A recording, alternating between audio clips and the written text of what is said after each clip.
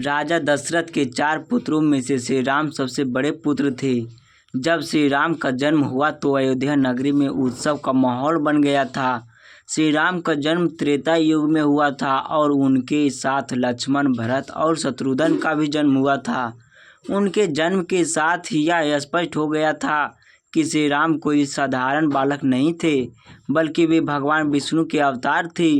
जब लक्ष्मण, भरत और शत्रुघ्न को बचपन से ही शिक्षा दी गई थी, जिसमें विशेष रूप से राम और लक्ष्मण को ऋषि वशिष्ठ के आश्रम में अस्त्र और शस्त्र वेदों का ज्ञान प्राप्त हुआ था।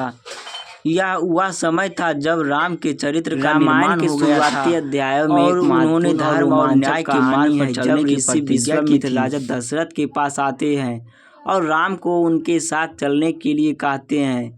विश्वामित्र ने राजा दशरथ से कहा कि उन्हें राम की सहायता चाहिए ताकि वे अपने यज्ञ की रक्षा कर सके, जिसे राक्षस ताड़का और उसके बेटे मारीची बाधित कर रहे थे। दशरथ अपने बेटे को भेजने के लिए चिंतित थे, लेकिन गुरु वशिष्ठ के सुझाव पर उन्होंने राम को विश्वामित्र के साथ भेजने का निर्णय लिया। राम ने इस यात्रा में ताड़का का वध किया और विश्वामित्र ने यज्ञ की सफलता सुनिश्चित की। यह प्रसंग राम की वीरता और धर्म की रक्षा के लिए उनके समर्पण में से एक थी। सीता स्वयंवर। राजा जनक ने अपनी पुत्री सीता के विवाह के लिए एक स्वयंवर का आयोजन किया, जिसमें शर्त थी कि जो भी शिव के धनुष को उठाकर उसकी प्रत्यंचा चढ़ाएगा, वही सीता से विवाह करेगा। बहुत से राजकुमार इस चुनौती में असफल रहे, लेकिन राम ने विश्वामित्र की आज्ञा से धनुष को उठाया और उसके प्रत्यंचा चढ़ाए, जिससे धनुष टूट गया। इस घटना से राजा जनक अति प्रसन्न हुए और राम का विवाह सीता से हुआ। राम और सीता के मिलन को प्रेम, त्याग और आदर्श दाम्पत्य के रूप में देखा जाता है। रामायण का सबसे दर्दनाक और नाटकीय प्रसंग थी राम का वनवास। जब राजा दशरथ राम को राजा बनाने का निर्णय लेते हैं, तब रानी कैकेयी, जो राम को अपने पुत्र से भी ज़्यादा प्यार करती थी, मंथरा के कहवावे में आकर राजा दशरथ से अपने 2 वरदान मांगती है। वह चाहती थी कि राम को 10-14 वर्ष के लिए वनवास भेज दिया जाए और भरत को अयोध्या का राजा बना दिया जाए।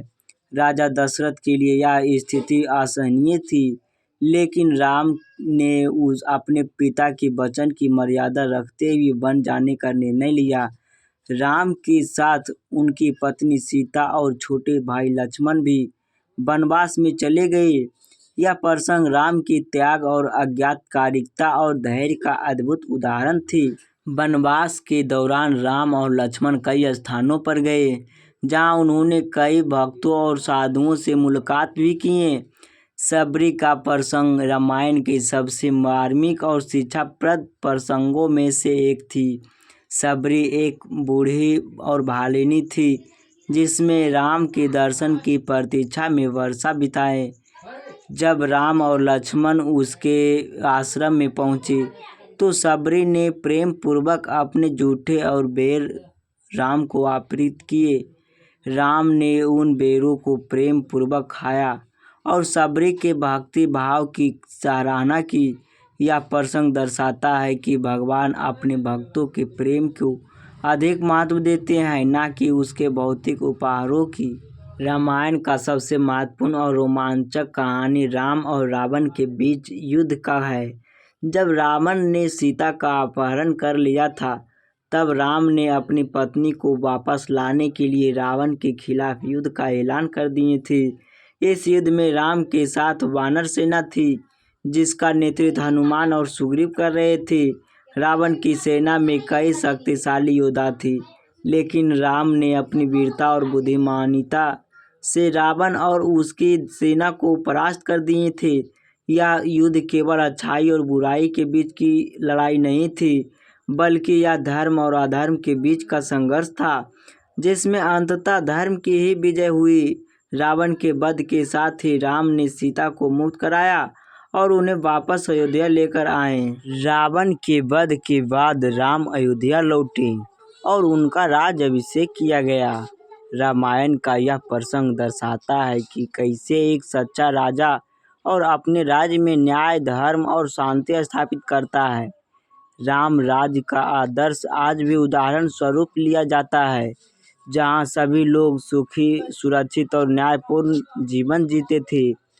यह प्रसंग राम की चरित्र की पूर्णता और उनके न्यायप्रियता स्वभाव को दर्शाता है।